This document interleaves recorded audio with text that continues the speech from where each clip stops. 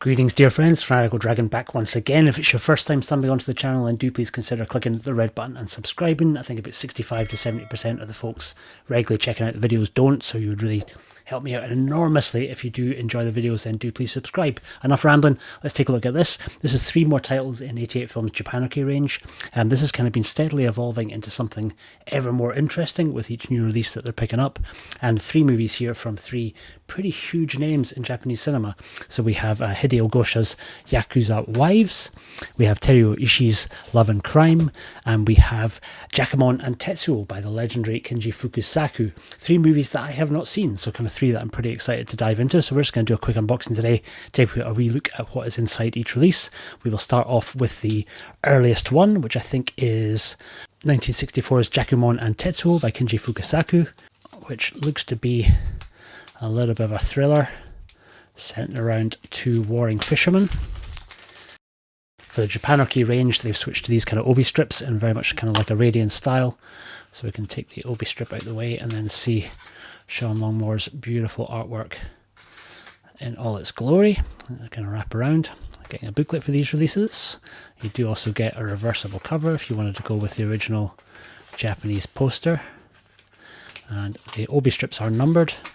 This is telling me that I've got number 605 of 4000. See the original poster there. On disc wise, we are getting an audio commentary by the legendary Tom Mess, joined with Jasper Sharp, a new filmed introduction by Mark Schilling, stills gallery, the booklet essay is by Chris D, and our original artwork that we saw on the booklet and on the reversible sleeve is by Sean Longmore. So this is our little book, our cast and crew notes. And then Chris D has written his essay about the movie. Always a big treat to get more Kinji Fukasaku, particularly his earlier entries in his filmography. So that is our first. That is Jakoman and Tetsu.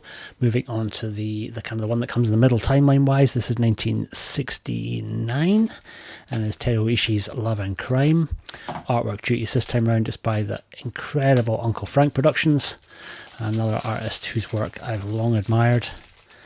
Very cool to see him doing stuff for 88 Films. I think he's been doing quite a bit recently on some of their kind of more horror releases. But he's got a particularly in-your-face style that I really dig. An incredible wraparound cover. But again, if you want the option, you can flick around and get the Japanese poster for the movie there. And here we're getting audio commentary by Jasper Sharp and Amber T. Again, Mark Schilling's done a newly filmed introduction, a stills gallery and trailer, and I think there is also a booklet. Doesn't tell us on the sleeve who's done the essay. Take a wee look at that just now. And we're getting our cast and crew notes, and Nathan Stewart this time stepping up to write about the movie and about Teruo Ishii's career.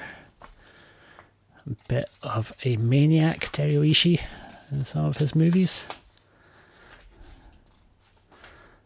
But this one sounded intriguing. The back of the blurb on the spine box tells us that Japan's legendary king of cults, Teruo Ishii, delivers 4 dramatized tales of real-life crimes of passion involving women across the ages in this grotesque anthology featuring the story of the hotel non-Hakuku murders, the notorious poison wife and last woman in Japan to be executed by beheading, Odin Takahashi, the brutal serial killer Yoshio Kadari, and the story of Sade Eba and the infamous castratrice featured in Nagise Oshima's In the Realm of the Senses. Intriguing. Don't know how this one will be. It's the one that I'm a little bit less sure about from the bunch. I'm not a kind of huge horror guy, but intrigued to check it out, and always good to see more of Teruo Ishii's movies getting released. The one I was probably most excited about is Yakuza Wives. Huge fan of Hideo Gosha's work. So this I think is going to be a little bit more up my street, a little bit of a later entry. I think this one is 1986, sorry. And again, Sean Longmore stepping up for art duties. And he's done another great wraparound piece. So we get our obi strip out the way, and you can see Sean's artwork wrapping around and looking pretty damn cool. And once again, if you wanted to, you could spin around and get the original poster. and telling us that Hideo Gosha breathes new life into the Yakuza genre in this epic tale of mob rivalry based on a serial account of the lives of real-life wives of Japanese gangsters, released on home video by 88 Films for the very first time outside of Japan. Shima Iwashita puts in a commanding performance as Tamaki, who takes over the reins of the Domato clan while her husband is doing time in jail. Family relations are strained past breaking point when a younger sister, Makato, embarks on a relationship with a member of a rival gang. And on disc-wise, we're getting, again, a newly filmed introduction by Mark Schilling. We're getting exclusive interview with the tattoo artist Seiji Mori, which should be fucking cool to check out. A stills gallery, trailers, and that is pretty much it on disc. And then we're also getting a booklet with our cast and crew notes, and then Nathan Stewart stepping up this time for the article. These booklets across all 3 releases, really nicely printed, and kind of good mix of stills from the movies. I look forward to diving into the essays. Very, very cool indeed. I think these are actually my first 3 pickups from the Japanarchy range. I know there's been a few. I did briefly have Tokyo Decadence, but it kind of wasn't really my jam, so I ended up selling it on. So excited to kind of jump into all these 3, and I think these are 3 that I will hang on to because it's all from 3 directors who I really admire and whose work I love. But that's it.